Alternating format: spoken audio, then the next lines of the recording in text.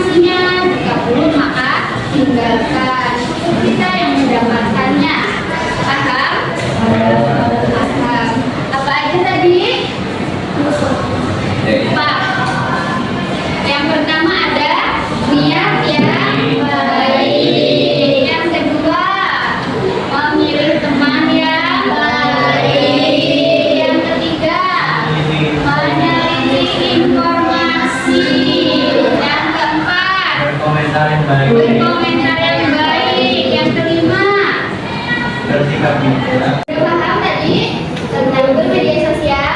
Sudah. Selanjutnya tentang hikmah dari adab bermedia sosial. Yang pertama ada terhindar dari berita hoax. Setelah meneliti informasi yang kita dapat hoax atau tidak, maka kita bisa terhindar dari video hoax. Yang kedua, mendapatkan kepercayaan dari orang lain. Ketika kita tidak suka menyebarkan berita hoax, nah di saat kita punya berita kita sebarluaskan, maka orang lain percaya kepada kita. Karena kita ketika menyebarkan informasi selalu benar dengan kenyataan. Kemudian yang ketiga, orang lain merasa nyaman ketika bersilaturahmi dengan kita, karena kita tidak ada unsur hoax ketika bercerita, ketika bersilaturahmi. Yang keempat, terjalin hubungan yang harmonis terhadap sesama. Jadi kita sudah mendapatkan teman yang baik, maka kita belajar menjadi baik. Tidak ada permusuhan, tidak ada kebencian dalam menggunakan media sosial. Ada yang ditanyakan? Tidak. Ada yang bertanya ke materi ini? Boleh. Gimana sih Bu cara kita menjadikan media sosial itu tuh jadi ladang pahala buat kita? Bagus. Bagaimana caranya menggunakan media sosial agar menjadi ladang pahala?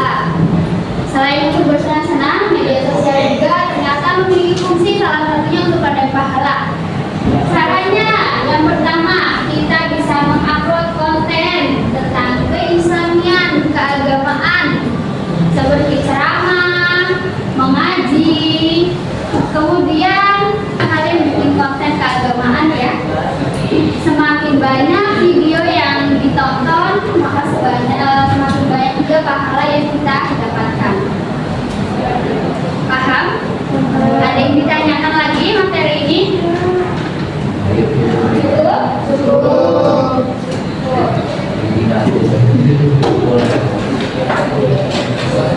Baik, jadi tentang adab media sosial sudah paham semua?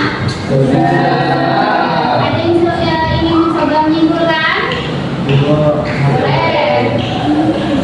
Menurut saya, ada menggunakan media sosial adalah suatu sikap dan perilaku yang harus dikedepankan ketika berinteraksi dengan orang lain menggunakan media sosial. Yang selanjutnya, adab dalam menggunakan media sosial diantaranya adalah niat yang baik, memilih teman yang baik, meneliti kebenaran informasi yang diterima, menyimpan informasi tanpa rekayasa atau manipulasi, mengajak kepada kebaikan, menyampaikan informasi atau memberikan komentar yang sebaiknya dengan cara yang baik. Dan dalam menggunakan media sosial, hindarilah bahasa yang menyinggung atau menyakiti atau menghina orang lain. Lalu bersikap bijak, dapat mengambil hikmah dari konten-konten yang baik. Ya, bagus kesimpulannya. Jadi ada dalam bermedia sosial suatu sikap atau perilaku yang harus dikedepankan ketika berinteraksi dengan orang lain. Jadi kita harus bisa mengambil sisi positif dari media sosial. Oke, setuju dengan kesimpulannya? Cukup ya, waktunya sudah habis. Boleh ditutup bukunya. Selesai, boleh pimpin doa pulang.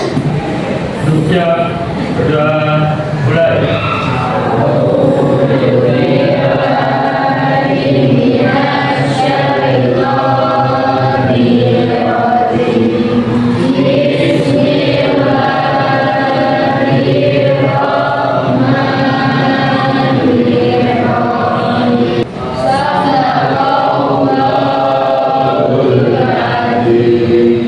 Ya, saya akhiri. Wassalamualaikum warahmatullahi wabarakatuh.